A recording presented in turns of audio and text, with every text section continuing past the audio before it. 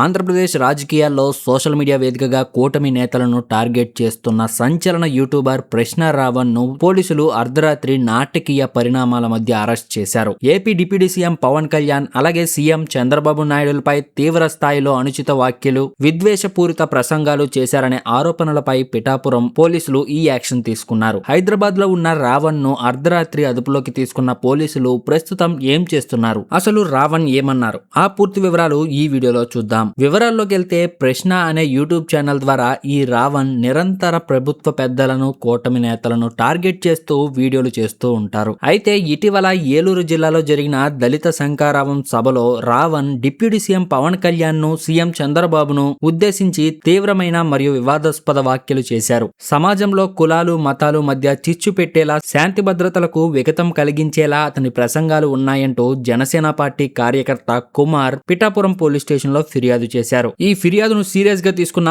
పోలీసులు రావణ్ ఏలూరు జిల్లా సభలో మాట్లాడిన వీడియోలను, సోషల్ మీడియా పోస్టులను పూర్తిగా పరిశీలించారు. పిఠాపురం నియోజకవర్గంలో సామాజిక వర్గాల మధ్య జరుగుతున్న వివాదాలపై పవన్ కళ్యాణ్ వ్యక్తిత్వాన్ని కించపరిచేలా మాట్లాడటంతో పాటు తీవ్రమైన పదజాలం ఉపయోగించారని తేలింది. దీంతో పిఠాపురం పోలీసులు ప్రత్యేక బృందంగా హైదరాబాద్ వెళ్లి అర్ధరాత్రి వేళ రావణ్ ను అదుపులోకి తీసుకుని పిఠాపురం పోలీస్ స్టేషన్ కు తరలించారు. కులాలు, మతాల మధ్య విద్వేషాలు రెచ్చగొట్టే ప్రయత్నం చేసినందుకు అతనిపై నాన్ బెయిలబుల్ సెక్షన్ల కింద కేసులు నమోదు చేసినట్లు తెలుస్తుంది. ప్రస్తుతం రావణ్ ను పోలీసులు విచారిస్తున్నారు. అలాగే కొద్దిసేపట్లో కోర్టులో హాజరుపరిచి రిమాండ్ కు తరలించే అవకాశం ఉందని సమాచారం. సోషల్ మీడియాలో ప్రజాప్రతినిధులపై, నాయకులపై హద్దులు దాటి కామెంట్లు చేస్తే ఎలాంటి పరిణామాలు ఉంటాయో ఈ అరెస్ట్ మరోసారి నిరూపించింది. మరి యూట్యూబర్ ప్రశ్న రావణ్ అరెస్ట్ పై మీ అభిప్రాయాన్ని కింద కామెంట్ సెక్షన్ లో తెలపండి.